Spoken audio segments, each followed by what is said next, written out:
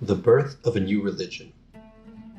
Most of the major religious or cultural traditions of the Second Wave era had emerged from the core of established civilizations: Confucianism and Taoism from China, Hinduism and Buddhism from India, Greek philosophy from the Mediterranean world, and Zoroastrianism from Persia. Christianity and Islam, by contrast, emerged more from the margins of Mediterranean and Middle Eastern civilizations. Christianity, of course, appeared among a small Middle Eastern people, the Jews, in a remote province of the Roman Empire, while Islam took hold in the cities and deserts of the Arabian Peninsula. The homeland of Islam.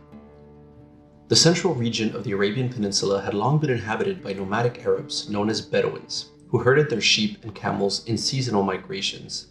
These peoples lived in fiercely independent clans and tribes, which often engaged in bitter blood feuds with one another. They recognized a variety of gods, ancestors, and nature spirits, valued personal bravery, group loyalty, and hospitality, and greatly treasured their highly expressive oral poetry. But there was more to Arabia than camel-herding nomads.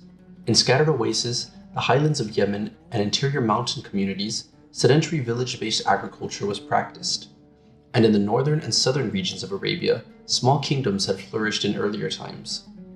Arabia also sat astride increasingly important trade routes that connected the Indian Ocean world with that of the Mediterranean Sea, a location that gave rise to cosmopolitan commercial cities whose values and practices were often in conflict with those of traditional Arab tribes.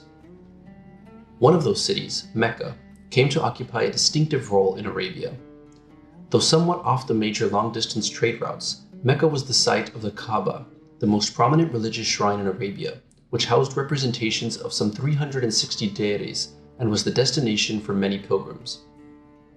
Mecca's dominant tribe, the Quraysh, had come to control access to the Kaaba and had grown wealthy by taxing the local trade that accompanied the annual pilgrimage season.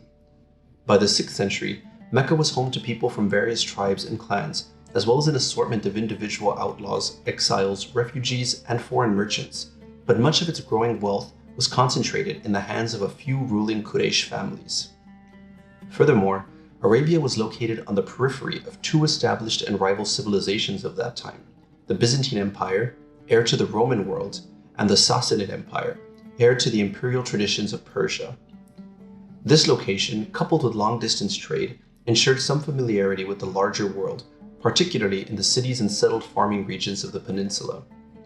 Many Jews and Christians, as well as some Zoroastrians, lived among the Arabs, and their monotheistic ideas became widely known. By the time of Muhammad, most of the settled Arabs had acknowledged the preeminent position of Allah, the supreme god of the Arab pantheon, although they usually found the lesser gods, including the three daughters of Allah, far more accessible. Moreover, they increasingly identified Allah with Yahweh, the Jewish high god, and regarded themselves too as children of Abraham. A few Arabs were beginning to explore the possibility that Allah and Yahweh was the only God and that the many others residing in the Kaaba and in shrines across the peninsula were nothing more than helpless and harmless idols. To an outside observer around 600, it might well have seemed that Arabs were moving toward Judaism religiously, or that Christianity, the most rapidly growing religion in Western Arabia, would encompass Arabia as well. Any such expectations, however, were thoroughly confounded by the dramatic events of the 7th century. The Messenger and the Message. The catalyst for those events and for the birth of this new religion was a single individual, Muhammad ibn Abdullah, who was born in Mecca to a Quraysh family. As a young boy, Muhammad lost his parents, came under the care of an uncle, and worked as a shepherd to pay his keep. Later, he became a trader and traveled as far north as Syria. At the age of 25, he married a wealthy widow, Khadija, herself a prosperous merchant, with whom he fathered 6 children. A highly reflective man deeply troubled by the religious corruption and social inequalities of Mecca, he often undertook periods of withdrawal and meditation in the arid mountainsides of the city. There, like the Buddha and Jesus, Muhammad had a powerful, overwhelming religious experience that left him convinced, albeit reluctantly, that he was Allah's messenger to the Arabs, commissioned to bring to them a scripture in their own language. According to Muslim tradition, the revelations began in 610 and continued periodically over the next 22 years. Those revelations recorded in the Quran became the sacred scriptures of Islam, which to this day most Muslims regard as the very words of God and the core of their faith. Intended to be recited rather than simply read for information, the Quran, Muslims claim, when heard in its original Arabic, conveys nothing less than the very presence of the divine. Its unmatched poetic beauty, miraculous to Muslims, convinced many that it was indeed a revelation from God. One of the earliest converts testified to its power. "When I heard the Quran, my heart was softened, and I wept, and Islam entered into me." In its Arabian setting, the Quran's message delivered through Muhammad was revolutionary. Religiously, it was radically monotheistic, presenting Allah as the only God, the all-powerful creator, good, just, and ever merciful. Allah was the Lord sustainer of the worlds, the compassionate, the caring, master of the day of reckoning, and known to human beings on the farthest horizon and within their own selves. Here was an exalted conception of deity that drew heavily on traditions of Jewish and Christian monotheism.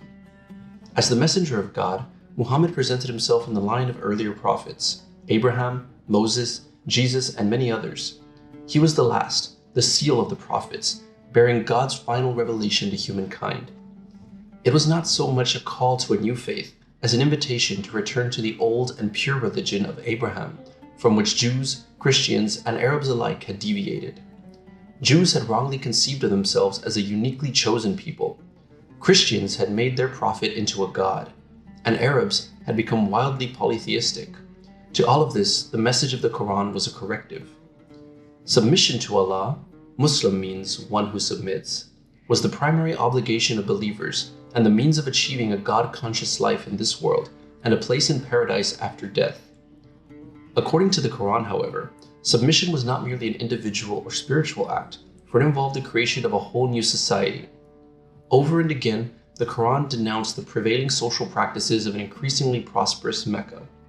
The hoarding of wealth, the exploitation of the poor, the charging of high rates of interest on loans, corrupt business deals, the abuse of women, and the neglect of widows and orphans. Like the Jewish prophets of the Old Testament, the Quran demanded social justice and laid out a prescription for its implementation. It sought a return to the older values of Arab tribal life: solidarity, equality, concern for the poor, which had been undermined, particularly in Mecca, by growing wealth and commercialism. The message of the Quran challenged not only the ancient polytheism of Arab religion and the social injustices of Mecca, but also the entire tribal and clan structure of Arab society, which was so prone to war, feuding, and violence. The just and moral society of Islam was the Ummah, the community of all believers, replacing tribal, ethnic, or racial identities. Such a society would be a witness over the nations, for according to the Quran, you are the best community evolved for mankind, enjoining what is right and forbidding what is wrong. In this community, women too had an honored and spiritually equal place. The believers, men and women, are protectors of one another, declared the Quran. The Ummah then was to be a new and just community, bound by common belief rather than by territory, language, or tribe. The core message of the Quran, the remembrance of God, was effectively summarized as a set of 5 requirements for believers, known as the pillars of Islam. The first pillar expressed the heart of the Islamic message: there is no God but God, and Muhammad is the messenger of God. The second pillar was ritual prayer, performed 5 times a day. Accompanying practices including cleansing, bowing, kneeling, and prostration expressed believers' submission to Allah and provided a frequent reminder amid the busyness of daily life that they were living in the presence of God. The third pillar, almsgiving, reflected the Quran's repeated demands for social justice by requiring believers to give generously to support the poor and needy of the community. The fourth pillar established a month of fasting during Ramadan, which meant abstaining from food, drink, and sexual relations from the first light of dawn to sundown. It provided an occasion for self-purification and a reminder of the needs of the hungry. The fifth pillar encouraged a pilgrimage to Mecca, known as the Hajj, during which believers from all over the Islamic world assembled once a year and put on identical, simple white clothing as they reenacted key events in Islamic history. For at least a few days of the Hajj, the many worlds of Islam must surely have seemed a single realm. A further requirement for believers, sometimes called the sixth pillar, was struggle, or jihad in Arabic. Its more general meaning, which Muhammad referred to as the greater jihad, was an interior personal effort of each believer against greed and selfishness, a spiritual striving toward living a God-conscious life. In its lesser form, the jihad of the sword, the Quran authorized armed struggle against the forces of unbelief and evil as a means of establishing Muslim rule and of defending the Ummah from threats of infidel aggressors. The understanding and use of the jihad concept have varied widely over the many centuries of Islamic history and remain a matter of much controversy among Muslims in the 21st century. The transformation of Arabia. As the revelations granted to Muhammad became known in Mecca, they attracted a small following of some close relatives, a few prominent Meccan leaders, and an assortment of lower-class dependents, freed slaves, and members of poorer clans. Those teachings also soon attracted the vociferous opposition of Mecca's elite families, particularly those of Muhammad's own tribe, the Quraysh. Muhammad's claim to be a messenger of Allah, his unyielding monotheism, his call for social reform, his condemnation of Mecca's business practices, and his apparent disloyalty to his own tribe engaged the wealthy and ruling families of Mecca.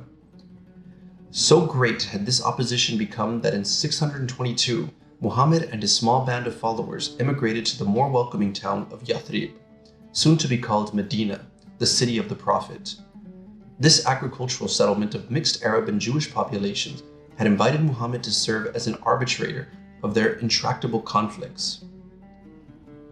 The emigration to Yathrib, known in Arabic as the Hijrah, the journey, was a momentous turning point in the early history of Islam, and thereafter marked the beginning of a new Islamic calendar.